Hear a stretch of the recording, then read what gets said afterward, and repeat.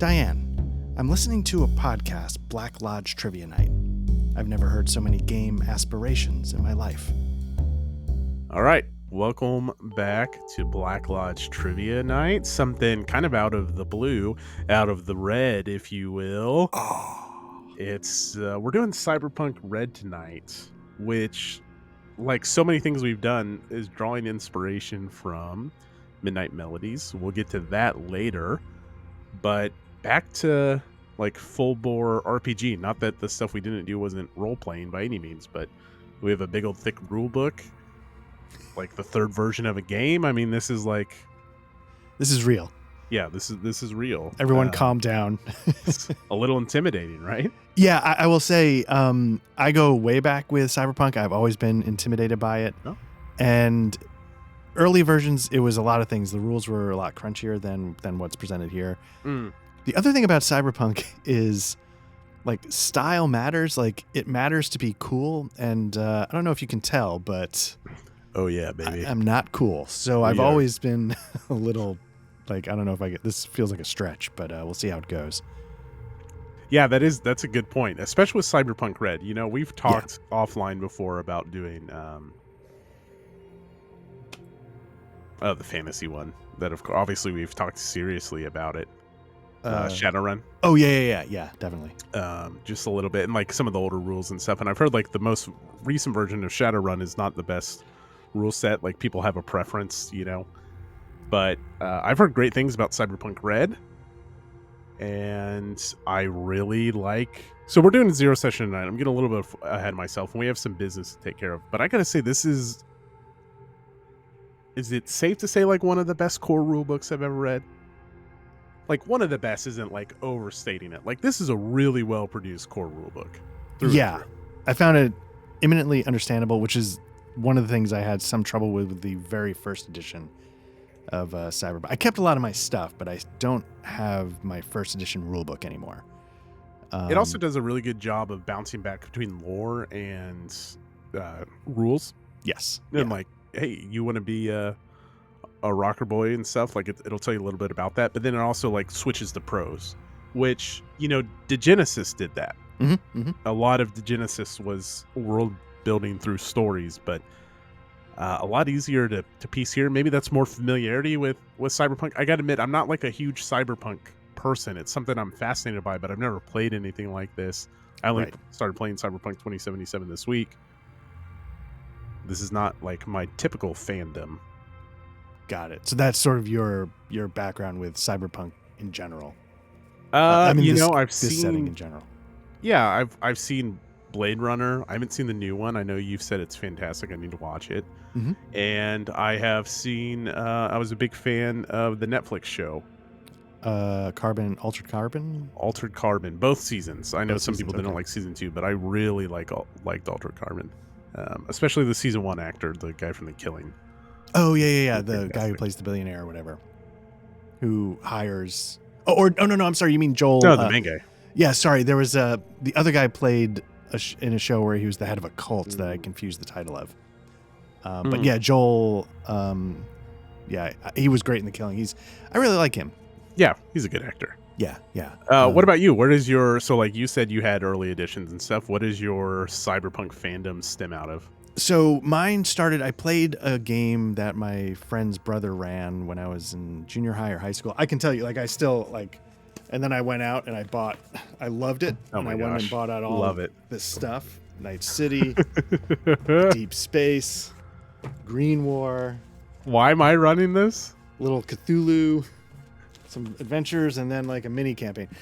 And then I read the rule book because I was so enamored by my brother's friends running it. And I was like, this is awesome because I love Blade Runner. And I read the rule book and I'm like, I don't get it. Like it was super crunchy. The rules are definitely streamlined and read. And even the second edition of the old Cyberpunk 2020 streamlined things a little bit. I think it was known for being like cumbersome, and the first edition for being cumbersome to the point of not being fun in some ways. And and then I flailed and I never ran anything. I collected it and it was too much for me. But reading this, I was like, oh, this all makes sense. And like you were saying, it's really well produced. It felt really clear. So I'm very excited. Did your first play of Cyberpunk, Mhm. did that predate you watching Blade Runner, or was that all like you already had No. some kind of... I can tell you, not that it matters, but the first time I ever watched Blade Runner was like one of those afternoon movies that they used to have on certain TV networks where Careful. uh, I'm very nostalgic for the Kansas City Sunday afternoon movies. Like, it's that a whole thing for me. that's what it was. It wasn't Kansas Yeah. City. It was Yeah, it of was course. yeah, it was New York City. But yeah, and they had it on, and so I started watching it, and it was late at night, and I remember my dad was like, he seems to be enjoying it. Do we let him stay up? And I was probably like 5 or 6. And my mom was like, he should probably get some sleep. Now it was edited. It wasn't like, Sure. And my dad's like, no, let him stay up. He seems, and for some reason, like it really captured my interest. Maybe I was like 7 or 8, but I remember lying on the living room floor at like midnight, finishing the movie up. And I just loved it. That's So, awesome. yeah. Sweet. So that obviously predated. Yeah. When I played it was like junior high or high school, and I loved it then. So I had always been hooked on that aesthetic, that setting, from watching Blade Runner on the Well, floor. that's no more added pressure, like playing with a giant fanboy. Like, yeah, I've been playing this for my whole life. I watched Blade Runner in the womb. Yeah. Every And year actually, since. I've got a surprise guest. Jason from AAC is about. Jason, welcome. Yeah, for those who don't know. Might be the biggest Cyberpunk fan that I know. He's big. Yeah, big, big actually, fan. my only exposure to this, other than today when I went and I grabbed, I had to run and do some curbside something pick up. I was like, oh, let me listen to like a recommended Cyberpunk actual play. It wasn't very good, but I have listened to the Alcoholic Adventure Cabal ran by Jason, and that was great. And then his Blade Runner. And then other than we've talked about how your M Space briefly kind of like is adjacent to Cyberpunk. Yeah, I just don't have a lot of exposure in terms of RPG stuff. Yeah, but are you excited? I assume you're excited to run it. Oh my gosh, I'm very excited for this. I'm really like excited to dive into the Cyberpunk world. You know, I'm a big Judge Dredd fan, which is you could just throw Judge Dredd. Like, they're a little bit different, right? Yeah. But not necessarily. Depends on the interpretation and stuff. Yeah. Similar vibes for sure. Nice. Very nice. Well, anyway, I'm also excited just to I loved all the solo stuff and the one shots, but the idea of spending a little time with something is also good. Yeah, we're gonna try to us to carry this through the end of the year, and then hopefully, knock on wood, we'll be rejoined by Patrick, who, as you can see, is not here tonight. Yeah. I was counting on him to have trivia, so. All right. Candle shit. I don't know. What's our backup? No, I've got a trivia question if you want. Sure. Okay, here we go. The last trivia question was kind of interesting in the answer, but painful in terms of what the actual question was. So here's something that hopefully is a little more straightforward. Pilot episode. Dale Cooper's first scene. He's dictating into the recorder, and he's telling Diane little bits of information. Okay. One of the things that he mentions is what he ate for lunch on the way into Twin Peaks. So I'm just going to ask a bunch of questions. It doesn't matter if you get them, but I figured first one, do you remember what the order was? What did he eat? Or any part of the order? Was it a salad? How dare you? No, it wasn't a salad. Man. I'm like, this is relatively fresh in my mind too, because we looked at, like, I listened to that a lot when we had you record the intro bit for right. That was the Black Lodge Trivia Night. The cadence, yeah. Yeah. And then we changed, I changed his order to the dice you buy. Oh, right. Dang, no, I can't remember at all. All right. So the order was a tuna fish sandwich, whole wheat, cherry pie, and a cup of coffee. Salad. No. Okay. I was thinking like Waldorf salad for some reason. I don't know why that was in my head. That actually I could kind of see. It's sort of like a Bizarro Americana kind of salad, I guess. Yeah. I'm not Bizarro, but you know what I mean. Feels like the Lynch salad. Right. Okay, another part of the question. Do you remember the restaurant that he ate in on the way into Twin Peaks? No. It was called the Lamplighter Inn. Okay. And then just for kicks, what would you guess the cost is roughly? It was like $3.67. I don't know. Oh, you almost. It's a couple of those numbers were transposed. It was $6.31. Dang. And he said, Diane, if you're ever up this way, it's worth making a stop. Nice. I was watching episode 2 recently, Oh, nice. And I was like, ooh, I wonder if I can like pull some trivia out of this. Oh, episode 2, I mentioned this, is like a really bizarre. You have this very weird opening where Jerry shows up with a bunch of bread. Mm. And like they're almost like stoners. They're so excited for the bread. Yeah. And Ben Horn's wife, I don't remember Mrs. Horn's name. She's not that big a character. But Ben Horn's wife is just like disgusted by the fact that Jerry's there. And then they go to One-Eyed Jack's. And so like you have this bizarre opening, and then like One-Eyed Jack's gets real serious real quick with like a really very dark tone. Yeah. And it's just like, what an abrupt, like, all right, kids. Well, not kids, but like, all right, it's Friday night. Let's find out who killed Laura Palmer. And then you turn on and you're like, what the heck are these stoner guys doing? Oh, look, like now they're going to this like human trafficking. Yeah, exactly. Yeah. Like it's really dark after this like kind of really light, kind of weird wackadoo scene, which is like, I mean, that's like Twin Peaks to a T, but I was just like, whoa, this is abrupt. Yeah, I mean that's Lynch to a T. Like, the opening of Blue Velvet, like, whistling white picket fences, and then you find a severed ear, and you're like, oh man, Blue Velvet, that's a good one. Anyway, Blue Velvet. Anyways, that's enough business. Yeah. All right. Yeah, let's do some cyberpunking. Nice. So one thing, I have this courtesy of UArt. We have this beautiful black backsplash here that definitely has some cyberpunk vibes, but this probably doesn't fit Night City in the Time of the Red.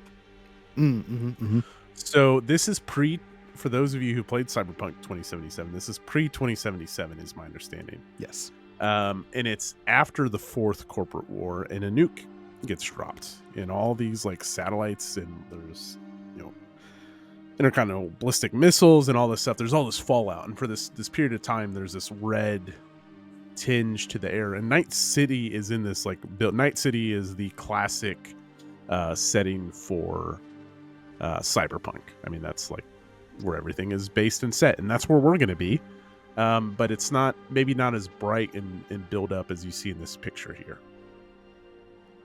Yeah, I thought that was an interesting twist, because like obviously the original was 2020. I think Red is like 2040-ish, 70. Yeah, I think so. That sounds about right. And then Cyberpunk, the video game, takes it another 30 years into the future. I find all that kind of interesting.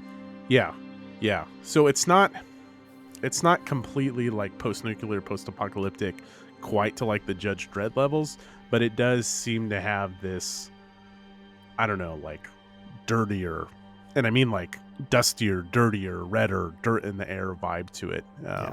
Was kind of what I was reading. Yeah, and one of the things I thought was interesting is it feels like in 2020 and in your classic Cyberpunk, the corporations are these all-powerful entities. And I feel like what I was reading in Red is after the nuke went off, a lot of governments like, okay, time out, and really cracked down, and it sort of created a little bit more of a balance. They did, is my understanding, but also there's like these new neocorps, right? And so like now I think there's kind of, and again, you probably know more than me, I'm still processing this. Like this is one of the few core rulebooks that I will read from cover to cover. Yeah. I mean, like a lot of stuff, like I don't think I've read Alien cover to cover, just because like I don't need to. Right. Like I get the core rules, I read the stuff I want to read, and if I'm not using a bunch of alien species I'm not going to use, I don't have to read them. This I'm reading through end to end. Anyways, but so there's like new neocorps rising up. So that's another thing. Like if you're like, wait a second, that's not Asaka or something like that, then it's like, well, yeah, because now there's room for this new corp to rise up or something. Yeah, definitely. Anyway, I'm going on and on here. I love these kinds of settings, and I'm obviously very excited. Yeah, no, I feel like the more we share, the better. Again, because this is an unfamiliar setting to me. And so, yeah, this is, I don't think I've said it, but this is obviously a zero session, as you probably saw in the title. And because of balance, I don't know if I mentioned this start or not, maybe very briefly right before we started. Art's going to make a character, and he's going to be the driving force to make all the decisions. I will make a character to go along with that. And then if I feel like we need it, we'll do like a third NPC that somehow assists teams. But Art is in the driver's seat. I'm going to be GMing. And we're going to do some modified stories out of Tales of the Red, which I've read through a few of these. They're great. I really like them. They're very well written. But we're going to put our own twist on them and do our own kind of thing.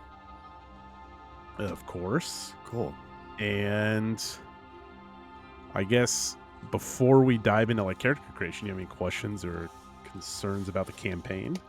No, Campaign that's gonna be a no, and I think we talked a little bit about it beforehand, just so to give Matt a little bit of a heads up, and just so everybody's out there knows the role I'm going to be playing. I'm going to be playing a fixer. nice. And I shared this a little bit with Matt. I don't know. I'm not a great role player. I'm not a great actor, but part of the inspiration for the fixer in my mind is the character from Die Hard. Is it Hallis? He's like, Booby, come on, John. It's that guy from the boardroom who's just like the slimiest, and he's also got like coke coming out of his nose, and then he gets his brains blown out. Yeah, tries to smooth over the exactly. Like I'm gonna talk my way through this. I don't know if it's gonna be quite that slimy, but there's that element to it because fixers, in my mind, tend to be a lot of talk, sales, people, connections. So yeah, that's sort of a little bit of what I'm hearing in my head when I look in the mirror. I love it. I love it. So you're going to be playing a fixer. Yes. You want to tell us exactly what a fixer is in Cyberpunk? Yeah. So a fixer is basically, the quick synopsis is deal makers, organizers, information brokers in the post-war midnight markets of the street. So in my mind, it's basically the person you go to when you need something. Mm-hmm. And in the book, you can have sort of specialties. Some research I did outside of the book even suggested like, hey, let your GM know like if you want a specialty, like, hey, I'm really good with, getting rid of dead bodies or government or like court contacts or it's cool to have a specialty. And I think they even give you some tables to help with that in the book. Yeah, they do. Yeah. So first thing, you can see my character sheets up here, and I think I can just drag Fixer onto the character sheet. Look at that. And it looks like, it does some things like there's certain skills you can see here that have to have a base in it. Looks like it does that for you. And it looks like it gives you, if you were going to use like the point buy system, it gives you a default of 6. Because that, I think 1, 2, 3, 4, 5, 6, 7, 8, 9, 10. Yeah, because I think that's roughly the number of points you're allowed to spend. I think you can spend 72. Oh, is it 72? Okay, so maybe it's a little because then you'd be able to bump some up, and we can either do the buy or we can do. There's a few different ways we can. Get there. And again, of course, I'm jumping ahead. So I guess what we do is So step 1, on page 42 in the book, they have a really good flow chart of what you do. We picked our role. So now we set our role's ability to 4. And our role's ability, and I think in this case it's not streetwise. Is it street? Your role ability is operator. Oh, it's operator. Okay. Yep. And maybe it automatically does that for you. I'm trying to see if it's on the sheet. Click on role. Down there. Okay. Yeah. Operator there. Haggle. Yes, got it. So there you go. That's set. Yeah. Sorry, I'm just seeing this for the first time. No, that's all right. So every kind of class, every role in Cyberpunk has its own ability, and I'm sure we'll learn more about arts, but basically the fixer allows them to get the things that need to get done. So I'm assuming it's some kind of deal that lets you get access to things when you need them or something like that, maybe on the fly or something like that. Yeah, I'm looking up here and it says that teamwork. Yeah. So it does have a section where it breaks down every single one, and I'm not going to get into it too much right now. I'll just put a marker here for when we need it.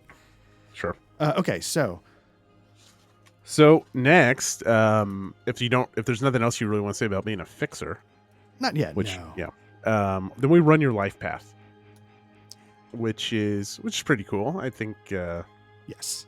I don't know if I've done this in a lot of other games, but it's basically the kinds of character creation questions I like to ask in a more like kind of procedural way. And so art you can always pick on your own, or you can do the D10 and go random. But if you click on life path to the right, it has them in kind of the order that we would go in anyways. Oh, nice. Look at that. And then you can click the gear and you can kind of type in what you end up getting. Okay.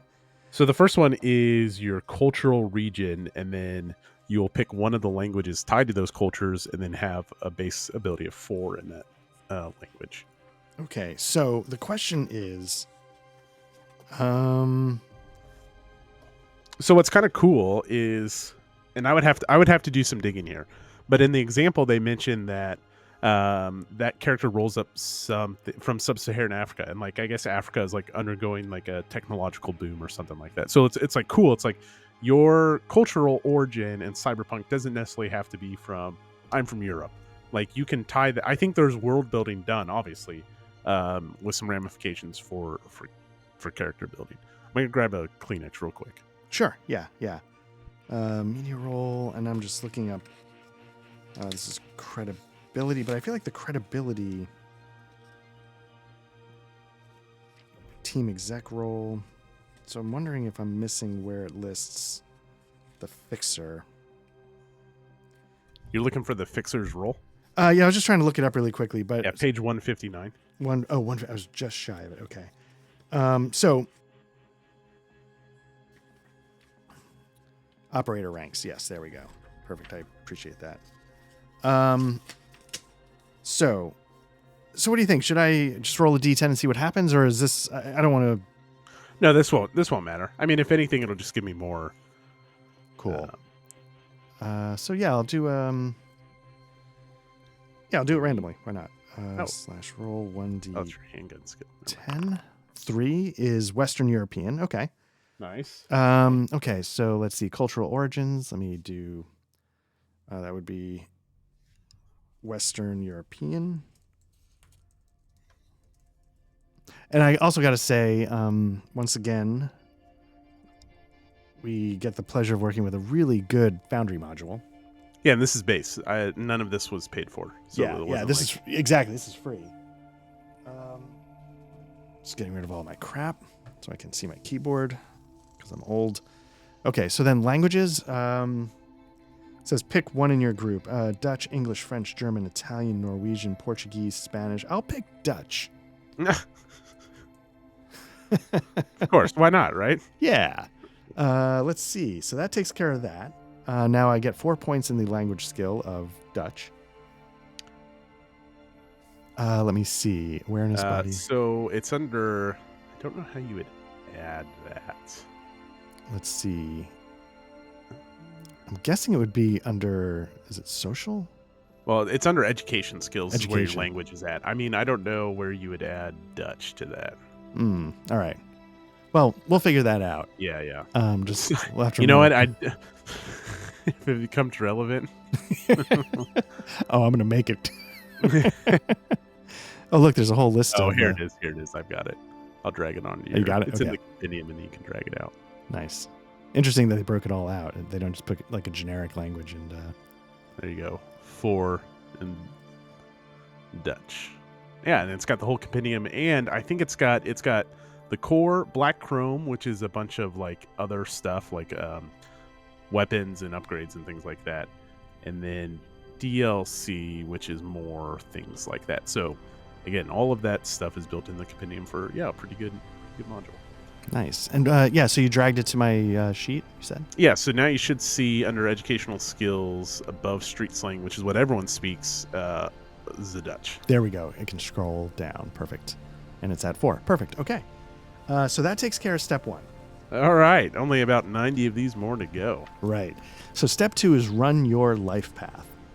So there's 2 sort of life paths you do. One is your general life path, and then one is role-based. So I think we're going to do our general one first. Oh, yeah. No, that's what we're in the midst of. That's what we're actually doing. Forget I said that. So yeah, now, you are right. We're going to do 2 of these life paths questions. Yeah, you're right. All right. So now step 2 is your personality. Roll 1d10. So let me see. What I might do is I might create a macro real quick if I'm able to, and just call this. I will allow it. 1d10. I'm just going to put it using the chat, just like that. Save that macro. So now I can just click, and I get shy and secretive. Now, if you don't like that, don't feel obligated to take it. Yeah, But if you want to roll with it, that's cool too.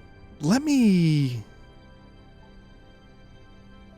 Yes, I am going to take it because then the booby Hans. That's not really him. That's like you know how Beyonce says when she goes on stage she has to take on a character in order not to get stage fright. No, but sure. So that's I think sort of what this is. So shy. Okay. So I know we don't have a name for him yet, but like maybe the real Arthur Belichick III is shy and secretive, but the fixer like handle like Shades MacLeod is a persona, is the booby baby. Exactly. And it's it's actually like work. It exhausts him to be that other person. Okay. I like it. You know what I'm going to choose? I'm going to choose, where do I put my name? I'm going to choose, let me try this. Some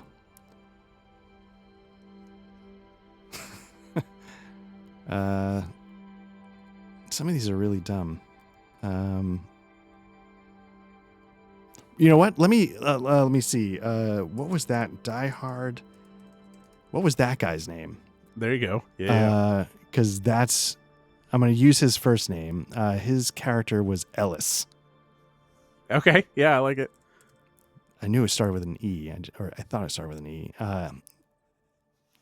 Ellis. Yeah. Ellis is good enough. How about that? I don't need to have it. We'll flesh that out more. Yeah. I want to know if that's what people call you, but we'll get there. Okay. So we've done shy and secretive. Now we're going to do dress and personal style. Again, it's a D10. Now I'm going to do a separate D10 for clothing and hairstyle. So here's for clothing, a 3, which is urban flash, baby. Urban flash. Okay. Yes. I think I've got a sample here for you to see what urban flash is actually. Oh yeah. I should be able to. Roll your hairstyle. I will snip this in. Hairstyle is striped. Yeah. So urban flash is like a combination of flashy streetwear with technology. Yes. So I think, can I just paste in a token?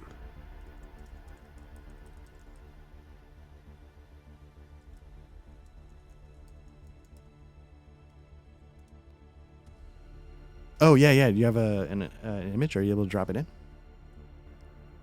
Well, I'm trying. You do your thing. Okay. So that is my clothing style and hairstyle. Next is affectation you are never without. Now I'm going to roll a random one. Let me see what I get. I got 3 ritual scars.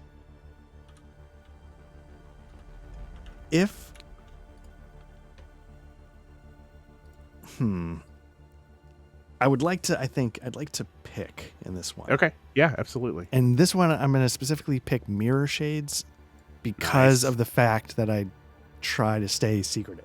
I don't want people reading the poker face. So, I keep the mirror shades on at almost all times. So in this case, I'm going to pick that because of the secretive. Okay. So next you go to what do you value most? Okay, there you go. There's urban flash. Let me see. Oh, yes. Let me... Oh, look at that. Look at that. I think that, yeah. Very nice. What was your hairstyle? Sorry, I was busy pulling up the urban flash sample. Oh, no. Hairstyle is striped. What is striped? I assume it's just... dyed multiple colors? Did I read that right? Let me double check. Stripes, yeah. Okay. Like tiger stripes? Yeah, all right. Cincinnati Bengals? I was thinking like Joe Exotic. Although he's like a piece of trash, so maybe we shouldn't like idolize him or anything, but like maybe. Right. I guess that's like layered. That's not really striped. It's kind of. Yeah, I sort of picture it like those NFL pants. what are the NFL? Oh, like that bold of stripage, not like a lot of stripes, like one one bold or like two bold stripes. No, And I that's mean it? like the Zubaz. Do you know Zubaz? Oh yeah, I know Zubaz. Yeah, okay, yeah. That's the kind I of. think it meant like pants NFL players were. No, Yeah, I meant the they were Zubaz. Yeah. Yeah. Okay. Yeah, the Let's- Chiefs ones are pretty sweet, by the way. They're like. You wearing them right now? No, I wish I had a buddy who had a sweet pair of Chiefs. Damn, now I want some Zubaz, man. I know we're getting off track. This is not sponsored by Zubaz Yet. All right. So I just did the mirror shades. All right. So, urban flash. So you're flashy. There's no you're shy and secretive, but also you wear the mirror shades to mask that shy secretive, but you still have a very loud exterior with your Zubaz hair. Yes. And your cool. Yes. All right. So now next up is our motivations and relationships, which is this is good stuff. This one. Yes. This And I'm going to kind of roll 1d10 once on each column. There's 2 columns. The first column, a 10. Friendship. Ooh. Interesting. That's not what I expected. Which is also interesting because it's almost directly at odds with what a fixer is and what a fixer has to do. Some of the things I was looking at, it's like, hey, one core idea to a fixer is you got to get paid. Like you're a middleman. So if you're not charging for the things that you give, and some people say like you should even charge people in your own party. Yeah. Yeah. So, maybe, I mean, that could still be the drive for you act this way and you're a fixer and you charge everyone for everything because of some friendship that you value more than anything. Right. I don't know what that. I feel like this is getting very Freudian. Like I'm shy on the inside, so I compensate with this loud exterior, but really all I want is a friend. Okay, so the second column is feelings about people.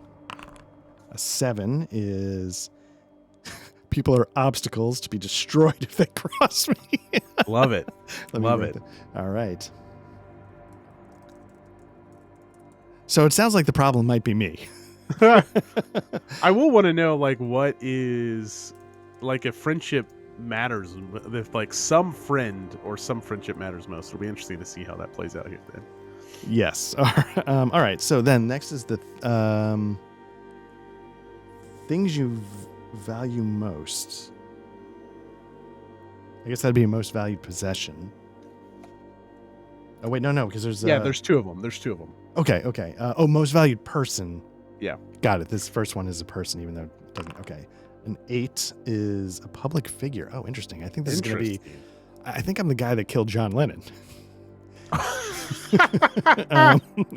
Or shot Ronald Reagan to impress Jodie Foster. Oh, my gosh. Okay, a public figure. All right. Travis Bickle is my new name. That's the guy from Taxi Driver, right? Oh, nice. Good pull. Okay. So that's the most valued. I got to pick a person. That's going to be interesting. I'll have to figure that out. Yeah, we need to flesh that out some more. And is that your friend or is that someone else? Oh God. Like I think most valued, it could be different. Like that could be different. Like, are they the most valued person because you want to destroy them? Like that's why you value, like, or are they the most like important? I don't think it specifies. I guess friendship doesn't necessarily imply that you have a friend either. Like you said, like you value friendship most. That doesn't necessarily mean you have any friends. Right. And that could be the thing. That could be that dark center that, I take it out on people because the actuality is I might be an asshole, so I can't make friends, but I blame everybody else. All right. So let's see. Most valued possession is what did I roll? A 3? A piece of clothing. Oh, okay. So it feels like it might be too easy and obvious to make it the mirror shades. So maybe there's some other piece of clothing. It's your Zubaz. Think I have Zubaz that match my hair? I don't know. I don't know how, like, I guess I've never been attached to a piece of clothing like that, so it's hard to. So maybe, okay.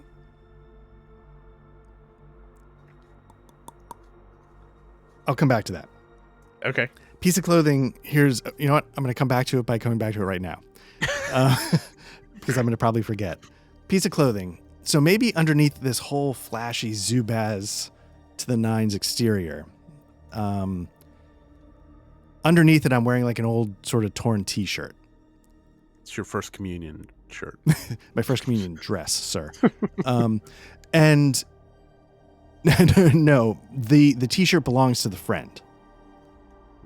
Friend's gone due to a public figure. So that's why people are an obstacle. The T-shirt is a rally, political rally for that public figure. Maybe, yeah.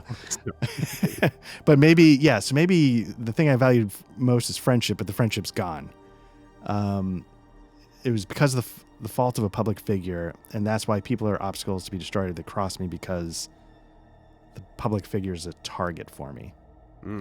AKA Travis Bickle.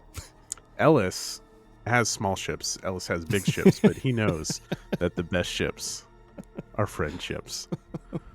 That were sunk by the bastard. That were sunk by the bastard public figure to be determined. Right. Okay, so maybe that's the president. The president of, yes, Corp. Let's see. Okay, now your background. Again, it's going to be another 1d10. Basically, it's 1d10s almost all the time, except for maybe damage, which is d6 or something. Here we go. I rolled an 8, which means megastructure Warren rats. I guess that's my... So what are those, like something, people that live in like a mega city? Is that I don't... Yeah, so it says you grew up in one of the huge... So, as you mentioned, like there was an... Oh, there's a description here. That's helpful. Right. So, you mentioned like a nuke went off, a big war went off, corporate war, the fourth corporate war. And in the aftermath and destruction, you know, these megastructures went up after the war. And, you know, it was just like a little hole that we managed to call home. So, could have been worse off, I guess. So let me see. Mega structure Warren rats. Okay, so the next thing is childhood environment. A 9. In a drift nation, a floating offshore city. Oh, interesting. That is a meeting place for all kinds of people. All right. Did you ever read Snow Crash? It's on my list. Okay. I want to read it because everyone says that's the best. Once I started reading this, I was like, oh, I want some cyberpunk fiction. All right. Then I'll say no more. Yeah, I enjoyed Snow Crash. I mean, they're all like the classic ones. I enjoyed Neuromancer. There are a couple others that I read as well. I read a couple by William Gibson. I enjoyed them all. What's your favorite? Neuromancer was my favorite just for being pure cyberpunk, but he wrote a book where the lead character is sort of trying to decipher bits of like a digital video, or maybe everybody's trying to decipher and put together the puzzle. And I thought I remember really liking the idea of that book in the moment. But I can't remember. I mean, you know, I saw the movie Johnny Mnemonic, but might have been pattern recognition, and I thought it was I really enjoyed it. Pattern recognition? Yeah, but Neuromancer is definitely the classic. It's the most cyberpunk. More than Snow Crash? Like, just in terms of enjoyment for reading. I don't... Yeah. For me personally, I enjoyed Neuromancer myself. Have you read the Altered Carbon books? I haven't, no. I've seen some of the show, and I enjoyed it, and I need to finish it, but I have not... The Poe character in the show, just like the fact that the building, oh my gosh, do I have a type? Place is a character, like literally the hotel is a character in Altered Carbon. It's pretty awesome. All right, offshore city. Let me see. That is a meeting place for all kinds of people. Okay. Place for all kinds of people. There we go. Okay, so next is our family crisis. Let's roll 1d10. Now, again, if I can sort of shape something into this narrative, I will. And if the roll doesn't do it. So your family is cursed with a hereditary feud that has lasted for generations. All right. A hereditary feud. Well, I guess, yeah, sins of the father. Right. Family is cursed with... Okay. The great thing about doing this and recording is everybody can see that, one, I can't spell or type. That has lasted for generations. Okay, friends, here we go. This might be a big one. 7. Friends relation... Oh, no. First, I've got to roll a d10 and subtract 7 to see how many friends I have. Yeah. And that is 0. Okay. Which sort of makes sense. You've made no friends in your life so far. Okay. Oh, right. That's how many I made. So maybe the whole thing... No. I mean, no. That still works. Like, I was just like, that wasn't like a point. Like, sure, you made one. Now they're gone. Yeah. Right. So it doesn't have to be that low. Back to 0. Yeah. Okay. Then the next one is my enemies. First, roll 1d10 and subtract 7. Determine how many enemies you made. Let's see. Ooh. Of course, the artiest art outcome of art outcomes. Yes. 3 enemies. All right, you got to roll for each of them. Yeah. So 1 is, let's see, 10. Booster ganger. Okay. Is there enough room for all this? Let's see. A booster ganger. Then you have to say what went wrong. You can choose. Let me see.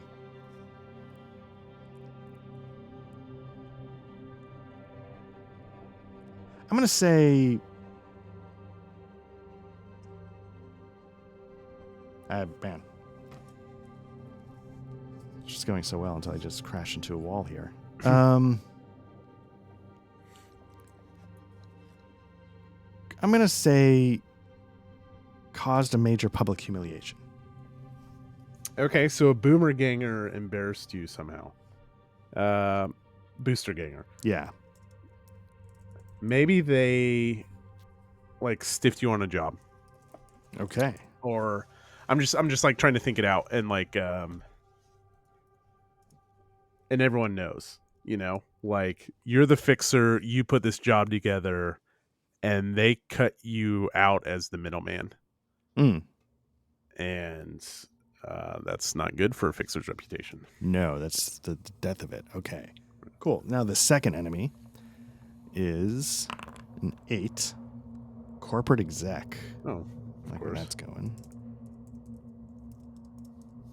And what went wrong?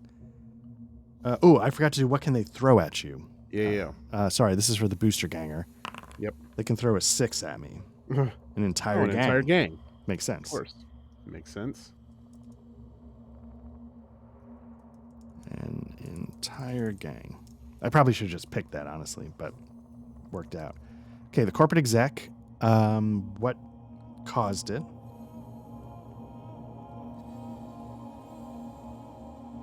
Let's say I'm going to make this one you just don't like each other, because maybe that's part of the hereditary feud. If I can remember that.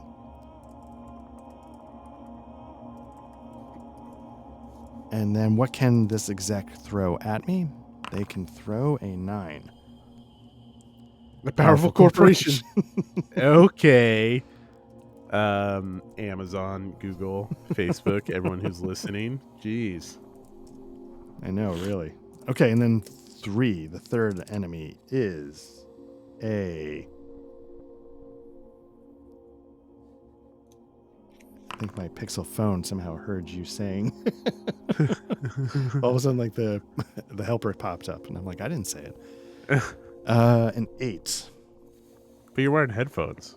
Yeah, I know. They're open back, so like some of the sound filters. That's what they tell you right, on all our devices. That's another corporate exec, so I'm going to skip that and roll again. Yep. A 3 is an estranged relative.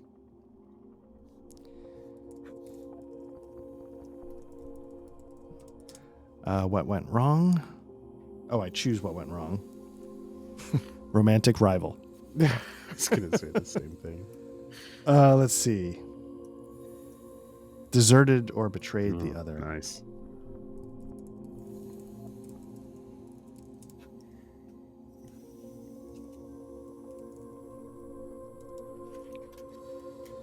And then what can they throw at you? Just themselves and a close friend. Nice. Those worked out nicely. And I'm a little jealous. They have a friend to throw at me. That's all they have to say. You know what, Ellis? Meet my friend. You son of a bitch. Okay, so that's that. And now... Sweet lovers. revenge for each of them. Oh. Crap. We're not done. Let's see. Sweet revenge. What are you going to do about it? An 8 for the first one is verbally attack them. Sure.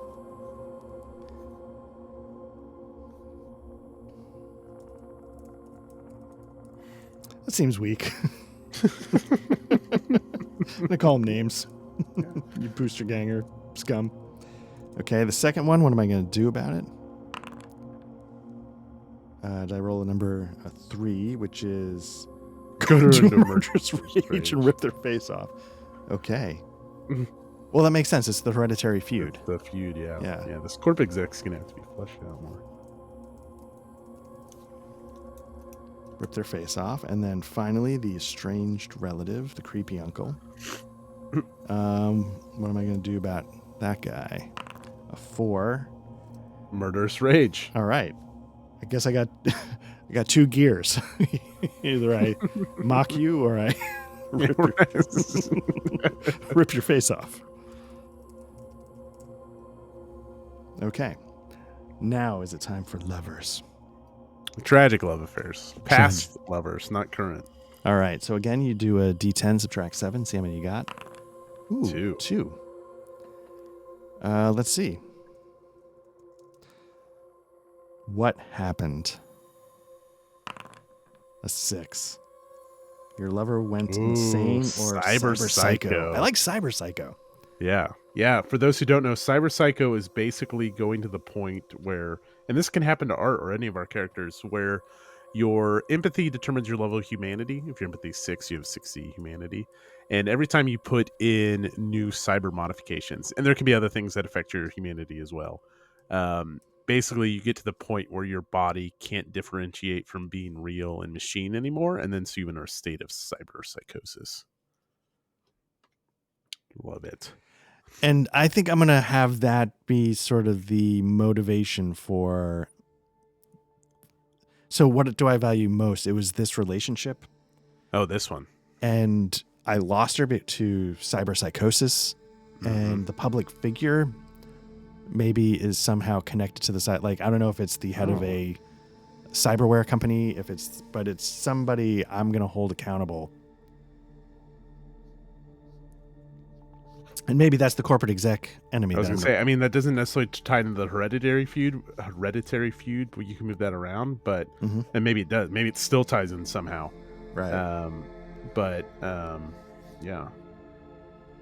Okay, and then I guess I got to find out what went wrong with relationship number 2. I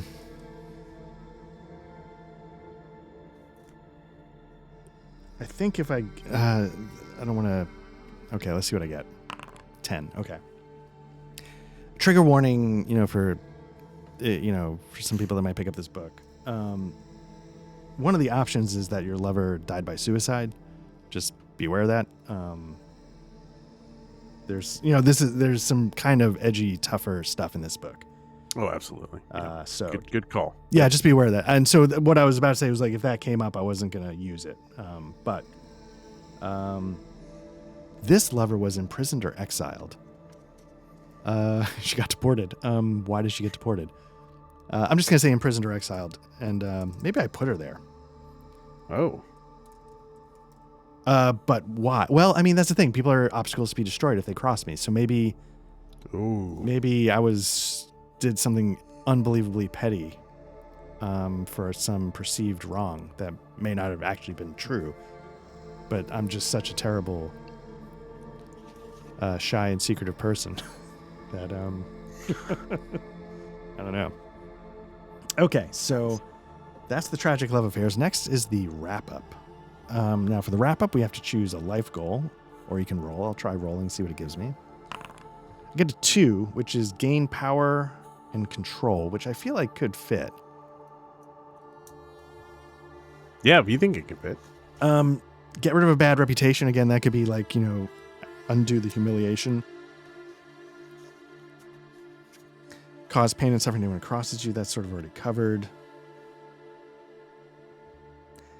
You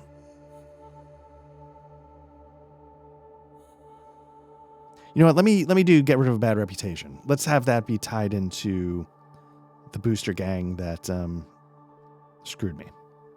Okay. All right.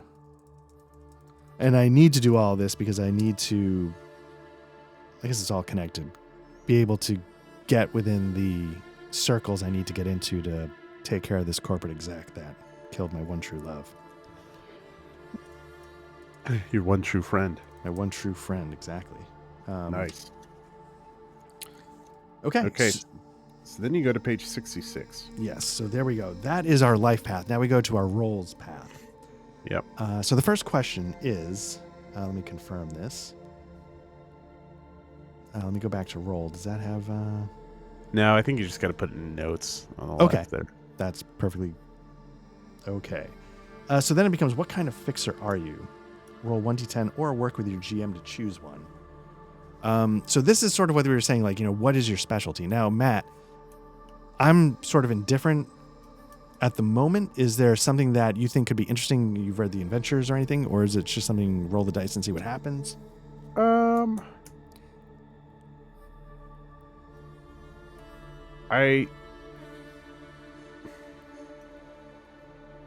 I don't think any of these necessarily... What's interesting is, like, if we were really doing this, I don't imagine a fixer being the one, like, going on jobs. Right. That's not going to happen. You're going to go on jobs. Yes. Unless you really want to play role play, deal negotiating, and instruction giving. Hold on, I got to take this. Yeah. The role-playing game. Exactly, you nailed it. And done. Scene. That's Cyberpunk Red. So, but like none of these are like... I don't foresee us, like starting off like necessarily like tracking down like weapons, Right. like that's just kind of like run of the mill. I have some other ideas in mind. So maybe it's just, unless you don't like this, maybe it's just like you do it all. Okay. Like you are a jack of all trades. Yeah. And that doesn't mean you're bad in it. Like you can legitimately do them all.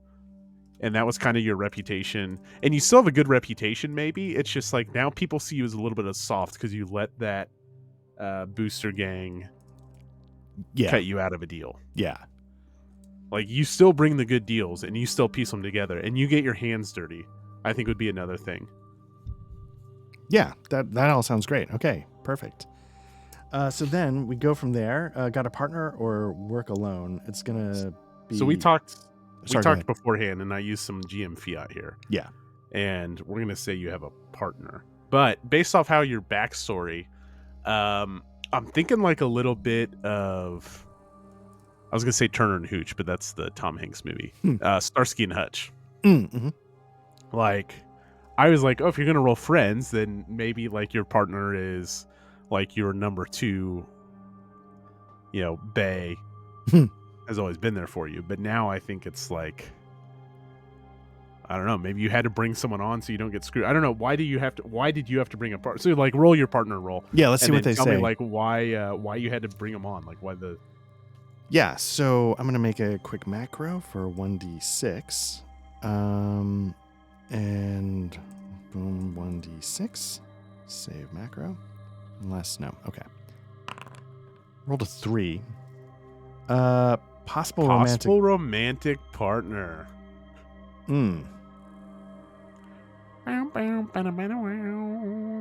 Okay, so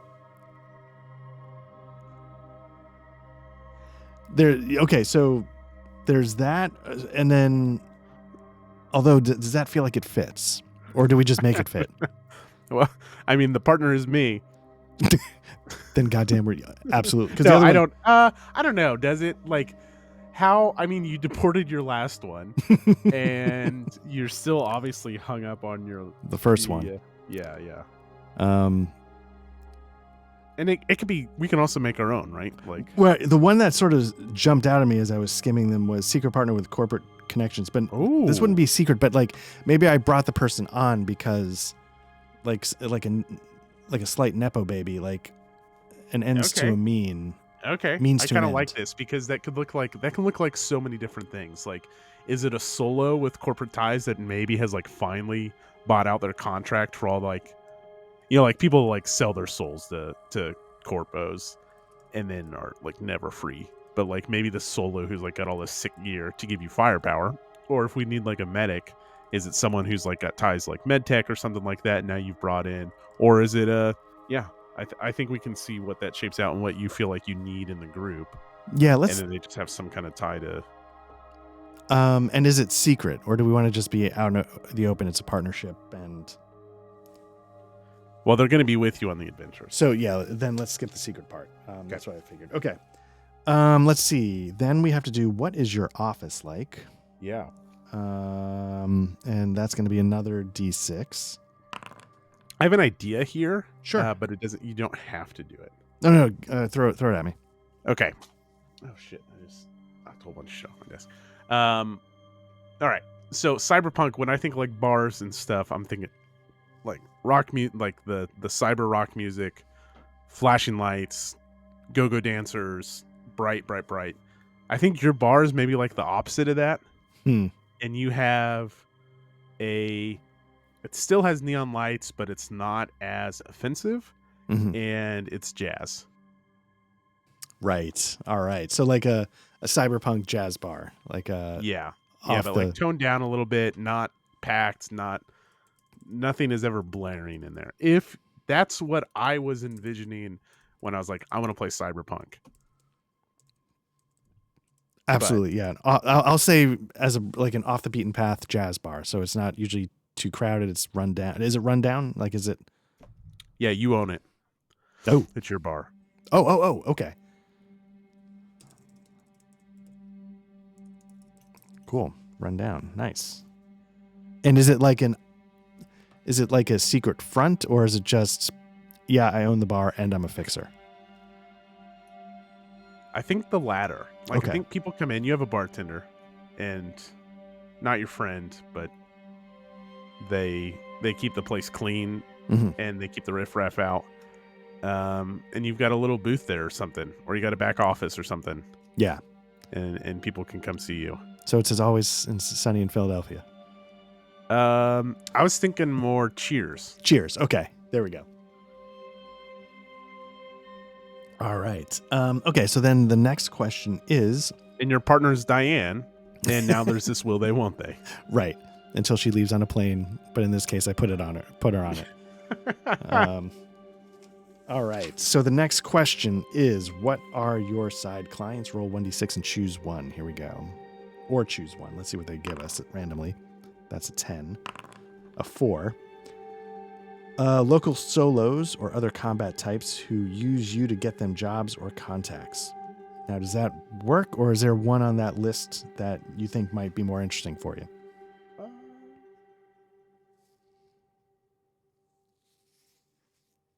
I like 6, but I like all of them. I mean, again, if you're like this jack of all trades, but what do you like? Because I can tweak any of these. Let's see. Well, I've already got the solo partner. Well, maybe. I mean, if you want, I guess it depends on kind of how your skills get fleshed out. Like, if you feel like when we leave character creation, you're like, oh, I'm not too bad at combat, then maybe I don't need to roll up a solo. Okay.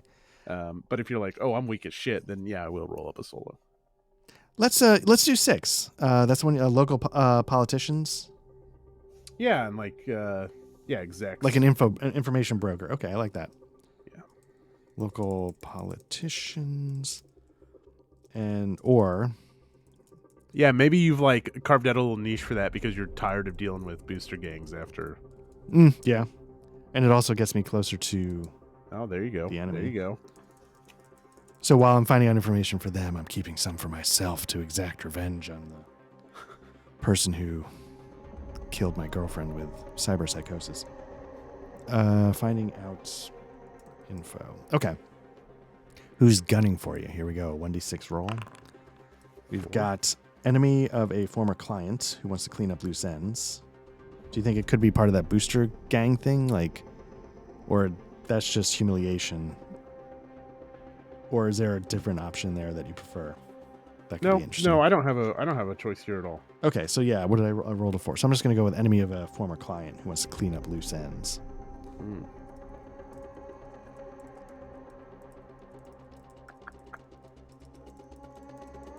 Okay. There we go. Okay, so that's that. So then after we do that, we've done all of our life paths. Yes, now we go to stats. Yes. And there's a couple way to do stats. You can use a template, and you can randomize the template. Like you can go to the fixer templates and just roll it up and see what you get. You can do the fast and dirty, which is you roll 1d10 for each stat and see what you get. And then there's the last one where you can just buy stats using 62 points, like we talked about. Yeah.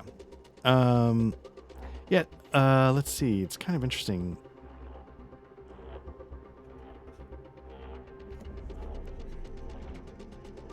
In the original, I think, you would just roll 1d10 like you're rolling up D&D stats, and you threw out any... I guess that's sort of what this number 2 does, because there's number 2 is close. Yeah. Yeah, there's nothing below a 3, so that's sort of what you did. Okay. I think what I'll do is I'm gonna. Oh, interesting. If you do the randomization, okay. And what's the total? The point total? 60. 62. 62. Okay. So what I'm gonna do is. You can't have anything lower than a 2. Can't have anything higher than an 8. Yeah. So, man, what tech cool. I think cool is an important stat for. What are the derived? Okay, that's hit points, and okay, that's not. So derived will be like your hit points are based off your body plus your will. Right. Your humanity is based off your empathy. Okay, so what I'm going to do is let me look at the templates, because I could tweak the numbers, but I feel like. And so while Art looks at those, how Cyberpunk works is you have these core stats, and then you. Excuse me. I'm sorry. I'm getting over COVID. I just have the tail end crap dealing with it. So sorry about the sniffles and the coughs and the sneezes. We have stats, and then we have skills that are all tied under those stats. So you'll have intelligence-based skills, and you have your intelligence stat. You add the skill score plus your intelligence score, and then you roll a d10, and that's your result. So it's a d10-based system using stats and skills. Yes. Okay, so so what I'm going to do is I'm probably going to use a method. I'm looking at the tables here. I could go random, but I'm just trying to get an idea. What I want is a decent reflex. I know that. Man, the reason why I want to use these tables is because I'll sort of get analysis paralysis and be here all night.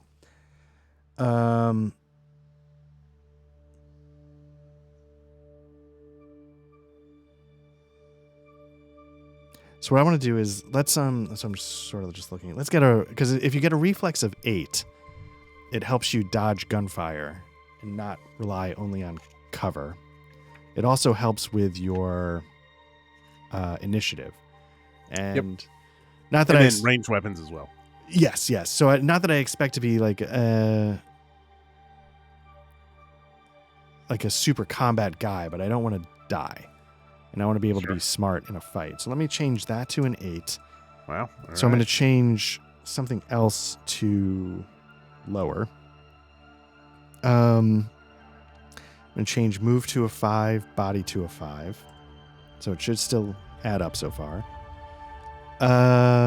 What else might be important for... I guess, does it say what's important for... 14, 20, 26, 32, 30... Wait. 44... Were you at 62 already? Oh, no, I was at 60 because it was 10 stats. So maybe I don't need to... Say, yeah, maybe I don't need to change these yet. So now I'm at 62. So now as I change them, I need to tweak. Yeah, you're at 62 now. I'm going to make my cool a 7, make my move a 5. Okay. And you know what? I'm going to make that I'm going to make my body a 5. I'm going to picture myself as a more wiry kind of guy. I think my empathy might be too high. I don't know if I should have like a lot of empathy given all the things I've been describing. So I'm going to make that a 5. I guess I make that a 5. And I'm gonna make so if you want to dodge things, you want Dex. Oh, is it Dex as an 8? Yeah, reflexes is initiative and range weapons. Got and it. Dodge is, yeah. So I'll make that an 8. Okay, so I want to be a little smarter. I want to be, a little light on my feet. Be a little cool. I'm going to drop my move down to 5, and I'm going to up my tech.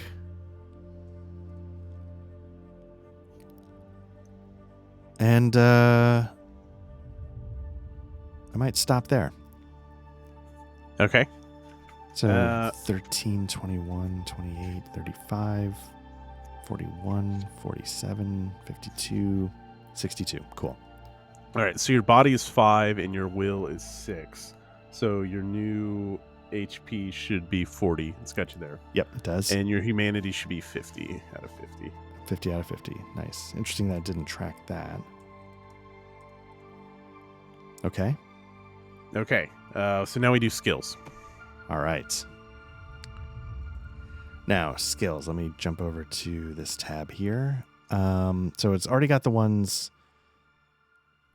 And some things cost double. To, like, do you see it there? Auto fire. It's 2 points to get that.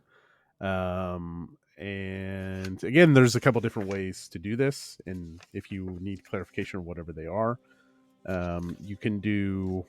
There's recommended skills. Just you take the template, same kind of deal. There is a like fast and dirty method where here's all the skills for the fixer. You got to have at least 2 in each of them. And then there's the buy. You get 86 if you want to buy. 86. Yeah. Now the one thing I wasn't sure is if you take the template, does it end up 86? That's a good question. I can find out real quick for you. Yeah, I guess I didn't technically check the math.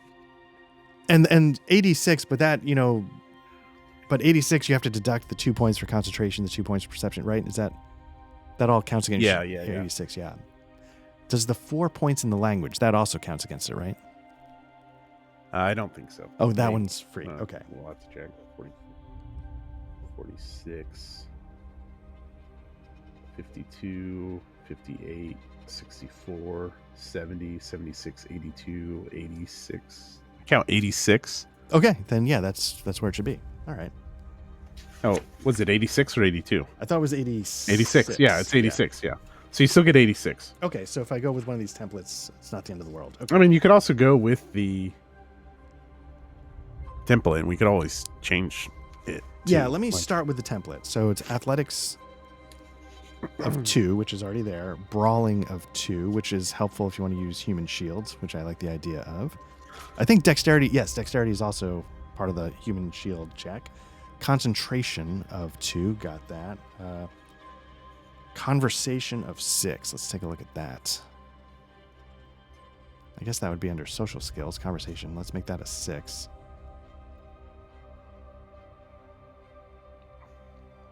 Let's see. Do I change that here? Did it do it? Did not. So change it there. Okay, that did it. All right. You just change it on the sheet. Yeah, you don't have to go into. Okay. Education of 2. I guess I got a little bit of that. Got it. First Evasion of 6. That could be helpful. I guess that would be... you wanted that, right? Yeah. That's what I was sort of thinking of. And that, I guess, would be a fighting? No. Dex. No. It's definitely a dex. I'm just trying to see. Evasion. Yes, it's a fighting skill. That's a 6. Okay. Oh, they don't break it out by stat. They break it out by group. Okay. Yeah. First aid of 2. I guess that would be... Education? No. Technique, first aid 2. Okay, got that. Human perception. Is that a social skill? Human perception. Let's make that a 6. I kind of like where this is going so far overall. Okay. Just because I don't really know how to play out. Language skills, but is street... Yeah, street slang is a language. Okay, make that a 4. Okay. Next is local home. Local expert. Local expert. Okay. So that would be a 6. I guess that makes sense. Yeah. And perception of 2. That might be one that I tweak, but maybe not. That's an awareness skill 2. Okay. Persuasion of 4. Okay, let's make that a 4. Stealth of 2. That one I might tweak, but I don't know how. Stealth of... Okay. Bribery. See, I feel like I need the bribery. I'm going to make bribery a 4. Okay, and so make... you have 2 points banked, right? Yeah, so I'm going to... Yeah, 2 points. I'm going to put those into stealth. Oh, okay. So I'm going to make that a 4 instead. Okay. Business. That would be under... Is it social? No. Actually, let's tweak that. Let's make bribery a 5, and let's make business a 5 instead of a 6. Okay. Forgery. I definitely want to keep that high. Nice. That would be here. Let's make that a 6.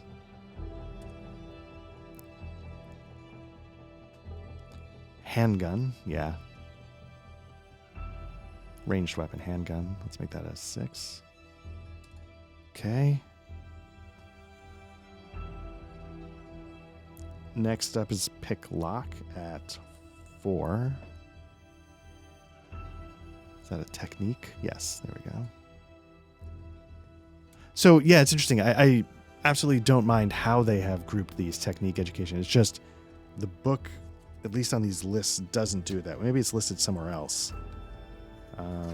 Streetwise of 6. Yeah, so they group all... Yeah, like on the page before, they have them this way, technique skills like that. Got it. Okay. So that's where it comes from. That makes sense. Okay. Yeah. So I was up to streetwise, which I guess would be social. Yeah. 6. Trading 6. That feels good too. Okay. Okay, so I feel like I got the skills done without too much headache. Okay. So then... Unless you're like, I didn't read the adventure, so if you could just kind of stretch the... No, this is good. This is good. Yeah. Okay, so we did the skills. Now it's buy your stuff. So again, there's automated, here's your stuff, or we can do a buy. That's whatever you prefer. Yeah, so if you decide to buy, you get 25.50 euro bucks. I think you have to buy some... There's some things you have to buy if you decide to buy. Right. And then you also, if you decide, you also get a side 800 euro bucks for flair. Oh, okay. But let's take a look at for a list of weapons, C91, gear, fashion, cyberware. What about lifestyle and housing? Run out of cash, sell your soul for more money. Let's just skip to that part right there. Okay, page 91. Are you a fan of character creation? Do you like it? Yeah, I do. I do a lot. Do you like, I like getting in the weeds, or do you like? I like getting in the weeds. Okay. Yep. So if you were making this character, would you be point buying everything and sort of thinking about each? Maybe not the first go around. Got it. Definitely not the first go around. Like I maybe do what you did. Like business. Do I really like knowing that we're at least gonna play this for like 4 weeks? I don't know. Couple Until the end of the year. If it's like we're like, whoa, we love this. Let's do like something long term where we're going in and out of jobs and seeing how it plays out. Right. Without that, I would do what you did. Like, oh, am I really going to use business in a one shot? Let's tick that down in shoulder arms. That sounds amazing, you know? Right. But no, I would, for the first go around, I'd probably do what you were doing. Okay, so let me see. I'm looking for packages here just to get a basic idea. Yeah, 98. 98. Because I feel like I was looking at the packages and I was mostly comfortable.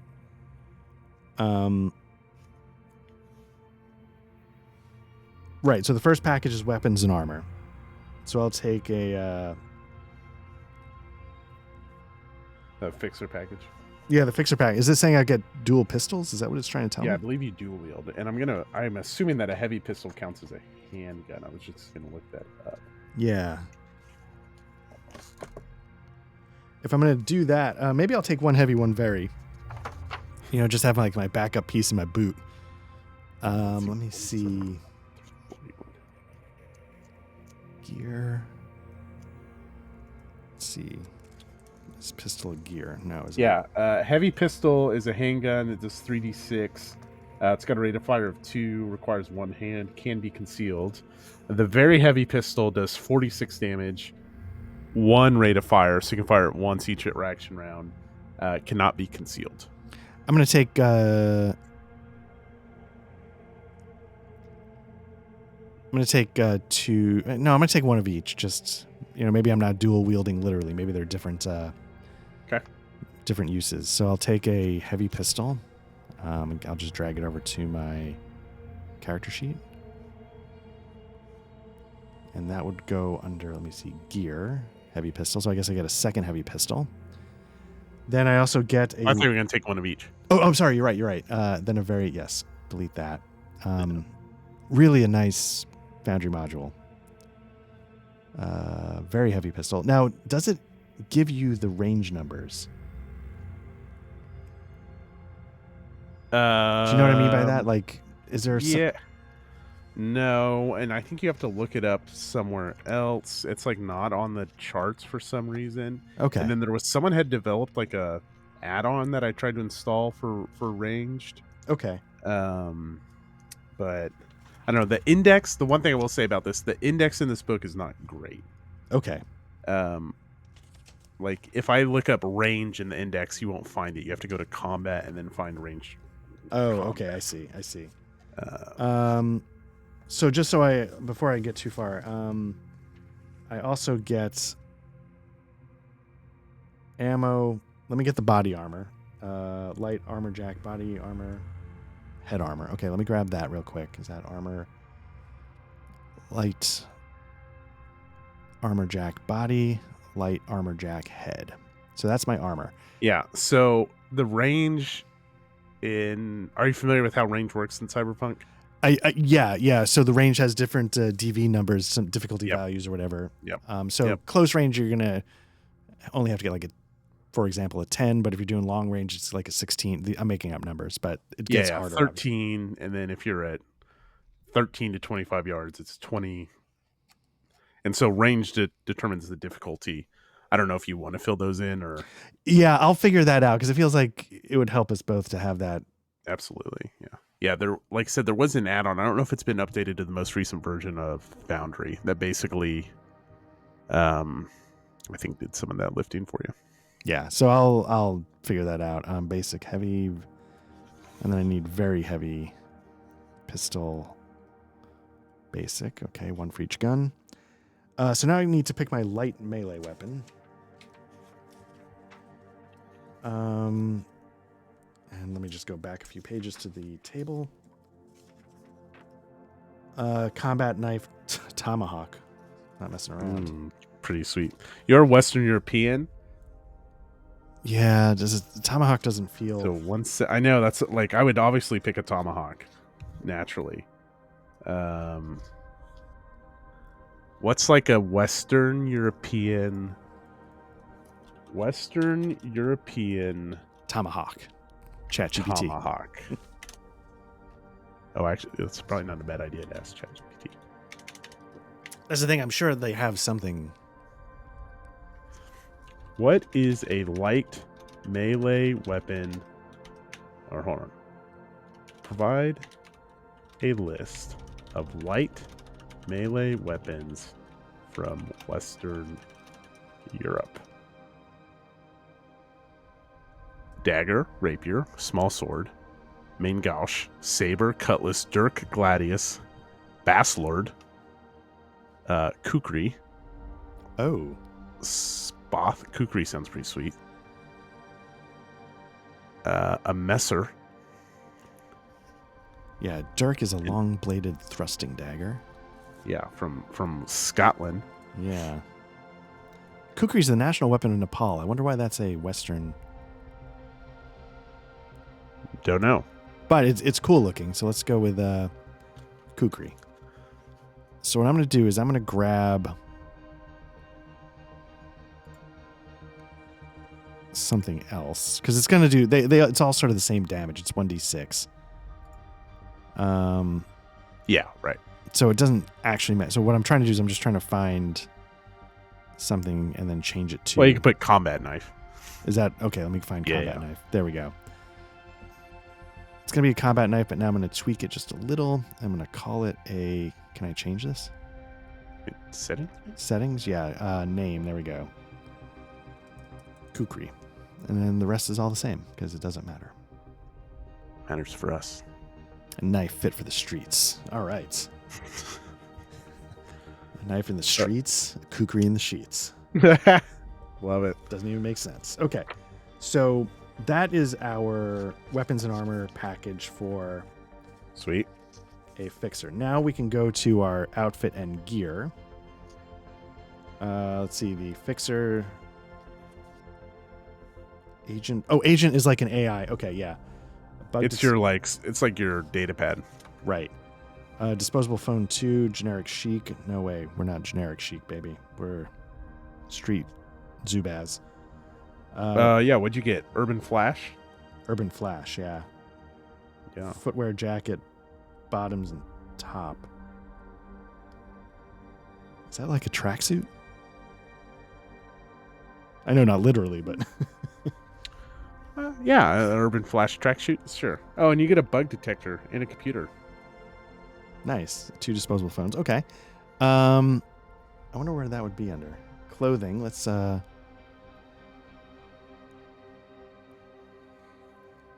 what did I get for Urban Flash? So let me Urban Flash, yeah. So I get Urban Flash footwear. Oh, and take your glasses too, because we know you have the sunglasses. Urban Flash glasses, Urban Flash jacket. Top. A top. Your blouse. Urban Flash top. There we go. I don't know why that's last. And then Urban bottom. Have some pants art. Do I not have pants yet? At the top. Urban Flash bottoms. Bottom, footwear, glasses, jacket, top. Yeah. Sorry, but it's not just glasses. It's Urban Flash mirror shades. Ooh, baby. There we go. And now I gotta find.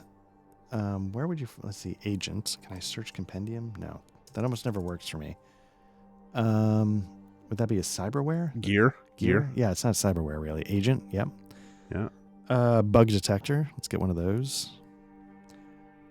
Computer. Disposable phone. Real Walter White with 2 phones. Disposable phone. And generic chic. Contacts, jewelry.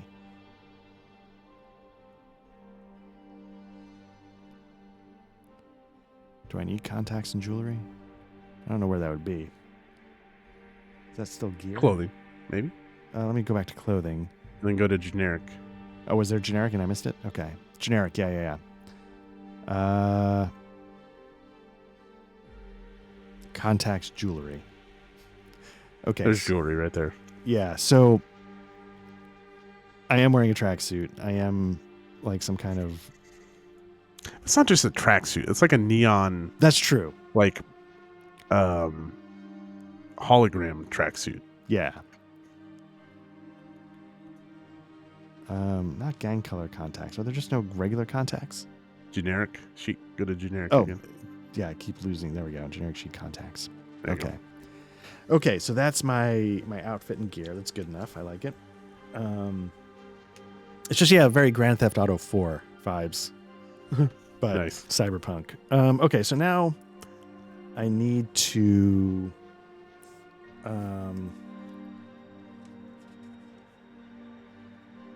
Cyberware, yeah. So now I think there's a kit for this as well. Yep. That I was looking at, and I thought it was mostly okay. It's on page 117 if you want to. Yeah, so it comes with Cyber Audio Suite, which means I can enhance my ears. Internal Agent, which means my AI then becomes something I can internalize. I don't have to have it on a screen in front of me. Subdermal Pocket means I have a hiding place.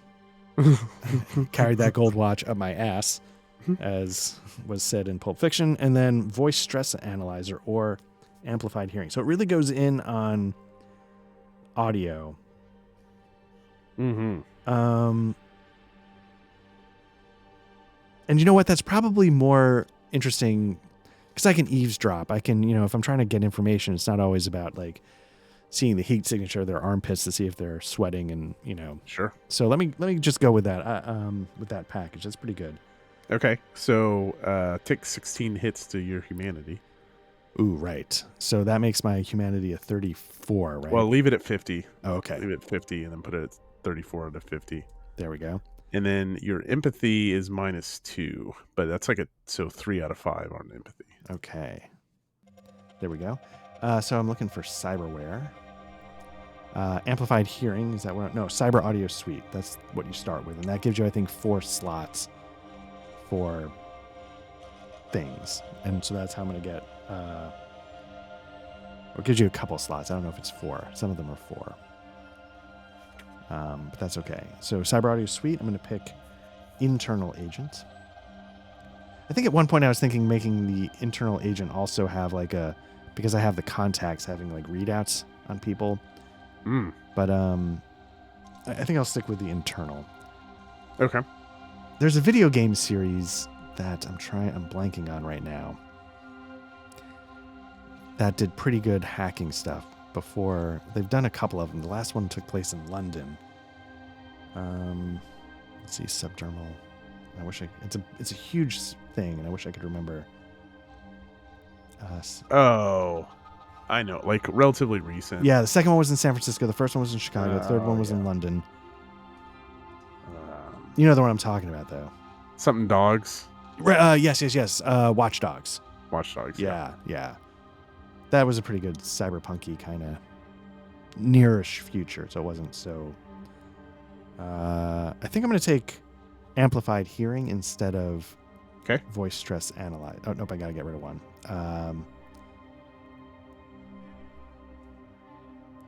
Now it says 16 humanity loss, -1 empathy, but it should be 2 empathy down, or? I'm looking at page 117 for -2 empathy. But that's on your character sheet. It's showing -1 empathy. No. On page 117 for me, it says for Fixer Cyberware, 16 humanity loss, -1 EMP. Really? Mine says -2 EMP. I'm not kidding. Really? What? What does it say for all of yours? Mine says 0, 1, 1, 1, 1, 1, 1, 1, 1, 2, 2, 2, 2, 2, 1, 1, 2, 2, 2. Oh, interesting. What? The numbers are different. Go to your the page, the cast and crew page. That's like second page of the book. Which printing do you have? Let me see. First printing. Okay, so here's what's interesting about Talsorian games. They don't. This isn't like. This is interesting because The Witcher when I bought The Witcher, I made sure to buy my copy from Talsorian Games because they explicitly said the copies in our warehouse are the new versions that have cleaned up the rulebook massively. Oh. So, like, if you go to Cool Stuff Inc., or like, they don't carry, but like Miniature Market, wherever you get your friendly local game store, you might have an earlier printing, but it's not like D&D 5e. It's not like a whole new rules thing. It's just a new printing of the book, and like I think it's done kind of quietly, right? And it sounds like things changed. Yeah, well, just give yourself -1. We'll go with no. Let's go with the second printing, and I'll make sure I get that second printing. So no, I'm on fourth printing. I'll get the fourth printing then to make sure I get the right one, because I didn't realize. Wow. Okay. I'm sure it's fine. No. Let's go with 2. We'll go with the fourth printing, and Did I really buy this when it first came out, or did I just get unlucky? Well, it's crazy if you like picked it up from a friendly local game store or something. It's been like sitting on the shelf, you know. Yeah. But like I know I had heard with Witcher, it makes like a pretty big difference, and so I was like, well, I definitely want to get the right printing. But it wasn't like something like you could just go on Amazon and be like, oh, I want this printing or this printing. Right. So then, I guess 2 questions. Is The Witcher, because I know Cyberpunk, the video game, is done by CD Projekt Red. The Witcher does CD Projekt Red. Is Talsorian, are they connected to the Witcher RPG? Is it all? Yeah, same. Oh, interesting. Same group. So I don't know if what's interesting is when you read the intro notes into Cyberpunk Red, it talks about a little bit about. I'll just pull up the website real quick. Mm-hmm. It talks about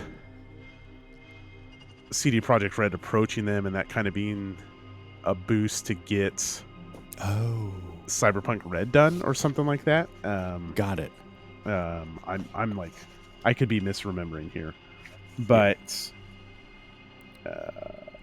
yeah. So he kind of talks about. He says, "This is Mike Pondsmith." And second, I'd acquire some partners.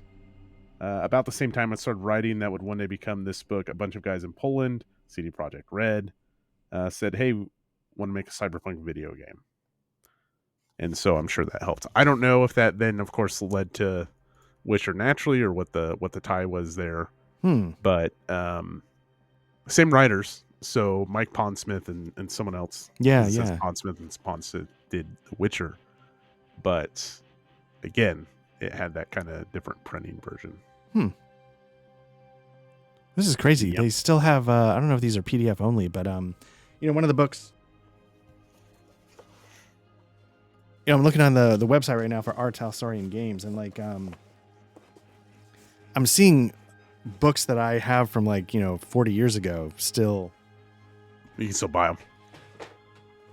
Yeah, like one is the Cyber Generation. Like that one I see like the second edition. I can't tell if it's just a PDF or if it's actually physical, but and I guess the second question I was having after is The Witcher by the same company is like, do I need to get The Witcher? Is that a potential? Witcher for sure is definitely potential. Okay. Here's the deal. I love The Witcher, but like I've restarted that game probably 10 times and like I've just never, and I'm starting to get that way a little bit with Cyberpunk 2077. I was like, is this too much for me? I would love to just throw myself into Witcher. I really like its combat. I love the side missions in Witcher are like the best ever. They're so well thought out, but it's just like, man, I don't have the time to play Witcher. But the RPG I'm very interested in.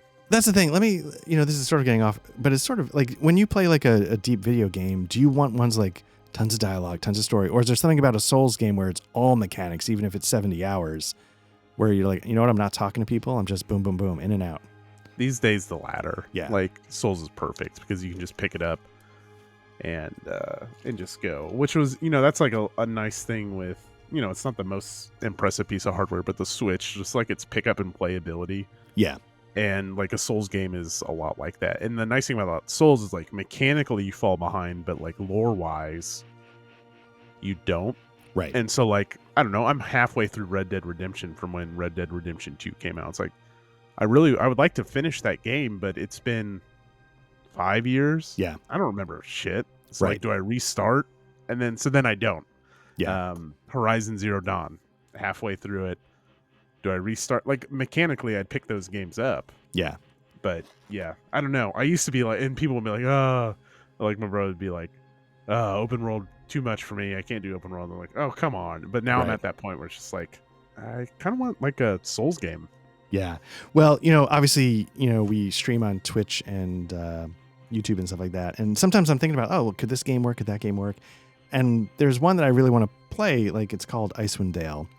But there are parts where I'm just like, yeah, but I know like there's a part where you hit a town and then all you do is talk to people for like an hour, and then is that going to be boring? And then I just realized it's not just streaming though. Like in my head, I'm like, oh God, now I'm in town. I got to talk to everybody. I just want to get out there and do stuff.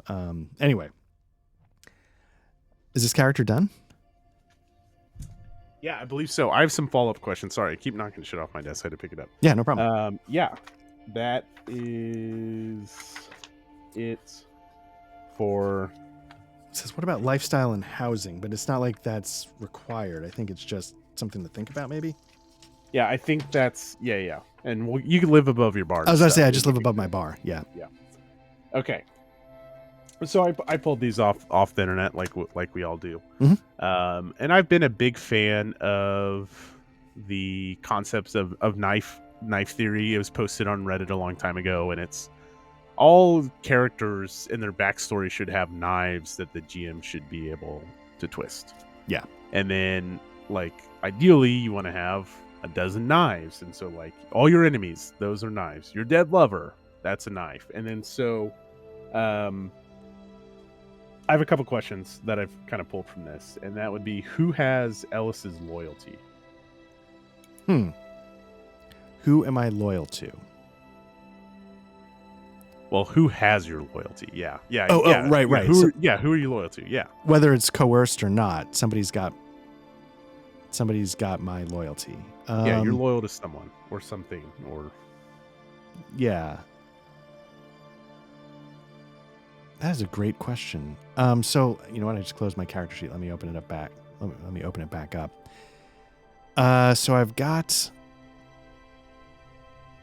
So in my head, like I was saying, the narrative I kind of had is my one true love lost her to cyberpsychosis. I blame the corporate exec that is one of my enemies.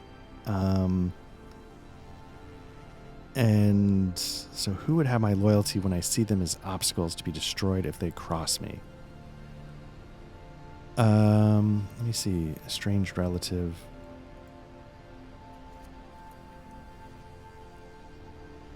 You know who does? Who? If this doesn't work, let me know. The booster gang or enemy. He's got something on me.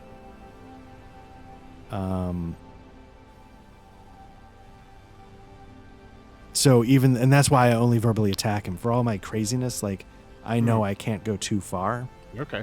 Because... So there's something more there. Yeah, there's something more there. Like, he burned me on a job, but you're still loyal to him, either... something you can't control or for some underlying reason. Yeah. Does that work at all?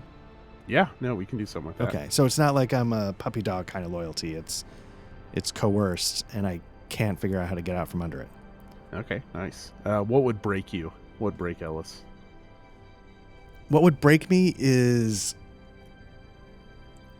my fear is that this is too far down the road, but... failing my first love. Like, if I don't... Like, I made her a promise that I would get back on her behalf. And if I don't, then there's... Like, why did I do any of this? And I think that would break me. Other than your first love, and like failing them, what is a fear that Ellis has?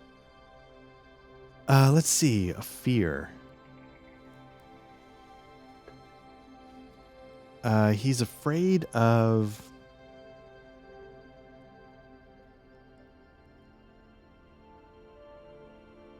There's a word for this. I don't want to say agoraphobia because he's not afraid of open space. He's afraid of crowds, but...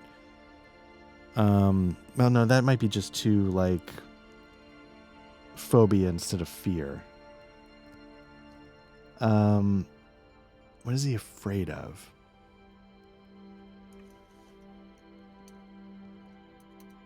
Let's say he's afraid... Oh, crap. I keep closing my character sheet.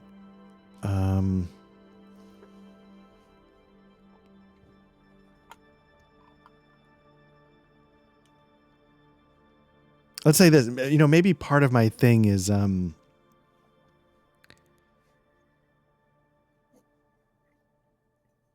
man, apologies. I'm blanking here. No, that's all right. You can think on I'm it, just too. sort of looking through the stuff I've typed in for my character.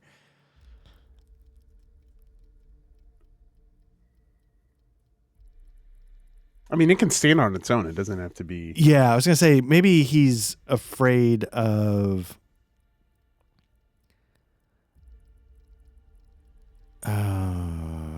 Family's cursed with a hereditary feud. Where does he come from? He comes from a drift nation. It's a meeting place for all kinds of people. Maybe he's afraid of cyberware. Yeah. So he has somebody. He's never gonna He's not going down the path. No. He doesn't think he's going down the path. Right, and maybe when he sees people that are really going down the path, it wigs him out. Ooh, what are those people called from 2077 that are like, and I'm sure they're in here, that are just like almost like they're like robot faces completely. Yes, there is a name. Is it a Borg? It could be. That's one. Because I really wanted to take this seriously. I was trying to look up, some of the slang to make sure. Yep. Borg is one thing, but there might be others. Yeah. But maybe that's what it is. Like those kind of people. Yeah. So, they're like multiple red eyeballs and so faces are half gone. Absolutely, yeah. So the further you're going down that road, the more and more uncomfortable I get. Nice. Yeah, I think okay, so what do you want your partner to look like? So in terms of like your skills, like melee combat's not covered, but that can be kind of picked up by anyone, right? Right. Wait. Yeah, my brawling's a little weak. Your handgun is at 0. And that should be at 6, right? So on mine it says I'm 6. looking at mine. Oh, okay. Yeah, so mine's at a 6. Yeah, my brawling's at a 2. So that's not amazing. And like you don't have auto fire, things like that. So like there could be a combat person. Yeah. Medic, obviously you didn't touch much on that. Hacking stuff, if you want to bring like a net runner. But not that we like have to get into the net running mechanics, because again, your character is I guess what kind of supporting cast member would you be interested in having your partner be? Right. Because here's the other thing I thought about is, and again I'm pulling from 2077, is at least early 2077. The net runner can be remote, right? Yeah.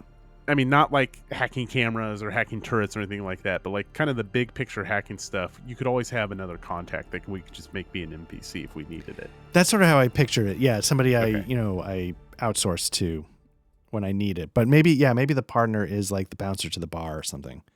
Okay, that's kind of cool. And I kind of like, and I'm like, bring your bigger gun, and then we go and take care of business.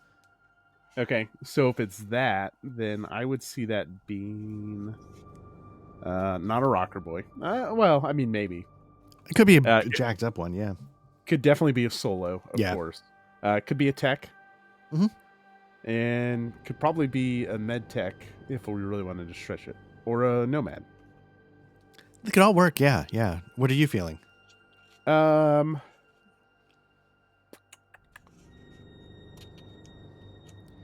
Like you were saying, solo might be the most obvious, but it might not be the most interesting.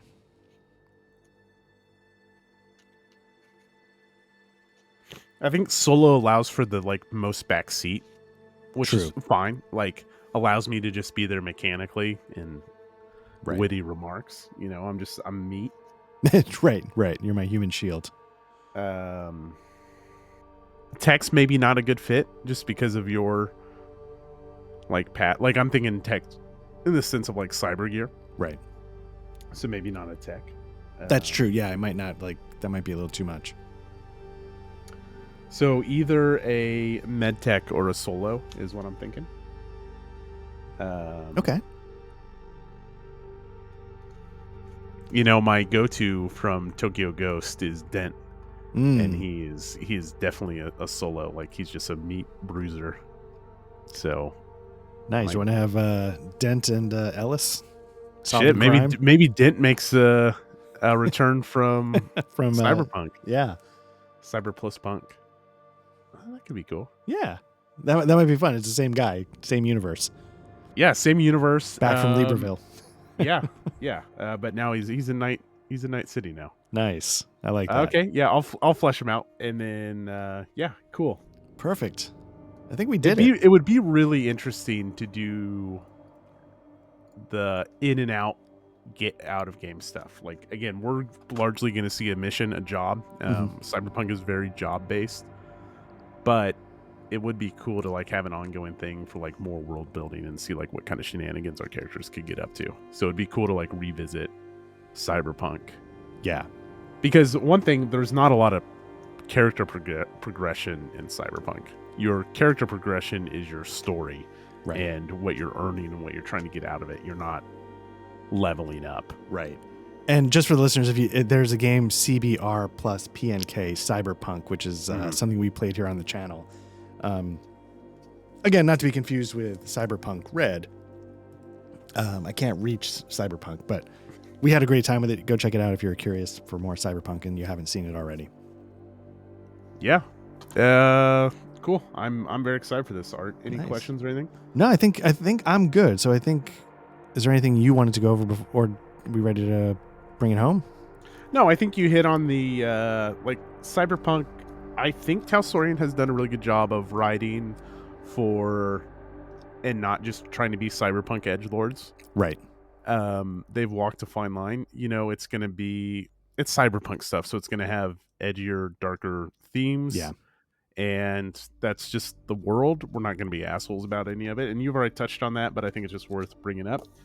So, of course, like an hour and 45 minutes into the episode, we bring up the content warning. That's helpful. Yeah. No, I don't have anything else other than that. I will say one thing I really liked when I was reading the backstory. There's certain backstories in role-playing games that try to... I don't know, when I read like the old Twilight 2000 and they sort of fill you in on the story of how we got here, there was a sort of plausibility to it that I think fits with a game like Twilight 2000. This, like you said, they don't go edgelord, but I also felt like the lore had attitude. Like Corpse came in and dropped a nuke, and then like the FBI and the DEA and the vice president are leading an inside coup, and you're like, this is awesome nonsense.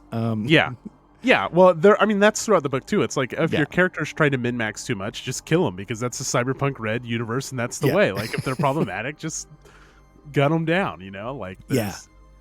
So I really enjoyed, because it was the writing has a cyberpunk attitude. Yeah, that fits the setting. So it really carries through in every aspect of the book. So I really enjoyed that. Me too. Yeah. Awesome. Yeah, this is going to be fun. We'll run some jobs, and then I don't know. Hopefully we'll come back to it. And I know Patrick is super interested in running it. I love that this just came out of the blue too.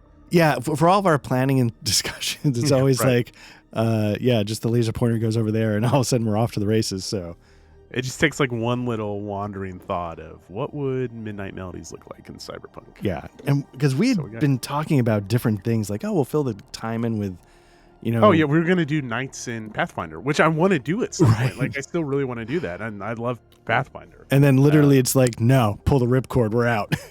Yeah, all in on Cyberpunk. I like it. So next week you can hopefully see us back with Cyberpunk Red until something happens and we're playing something else. Right. Or I guess when Patrick comes back, we'll get back to our rotation and stuff. But we'll see what we can do with this until then. Yeah. Awesome. So. All right, folks. Don't rush your disloyalty, Patrick. We need a little time to get into Cyberpunk Red. Yeah, right. Enjoy those moments. You won't have them forever. Savor them. Don't rush back up to us. We need at least like 2 weeks. Please. Exactly. And great, folks. Thanks for checking out the show. If you enjoyed it, share it, spread the word, like, subscribe, do all that stuff. If you're watching this on YouTube, don't forget we have an audio podcast version out there on Spotify or wherever you grab your podcast. If you're listening to us, go ahead and head over to YouTube, subscribe, and check out the video stuff. You can see Art's Art's new Christmas tree behind him. That's right. It is That's right not here. always there. I really feel like it's on top of you there. If I lean back too far, I'll tip it over, to be honest with you. Nice. So. Great. We're on all the socials that matter. You can go over to Yeah. Blue Sky or wherever you get your socials. And if you want to come hang out with us, there's Discord down below.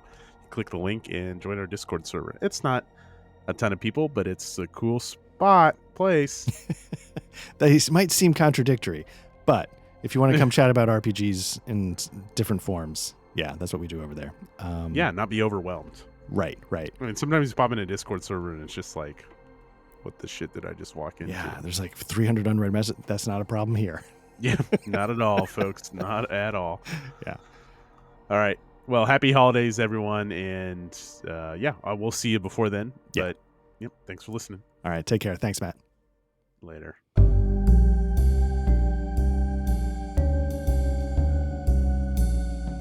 The music during the RPG session in Foundry was provided by the Foundry module Tabletop RPG Music and composed by Ian Fisher. You can find his Patreon at www.patreon.com/tabletop RPG music, all one word.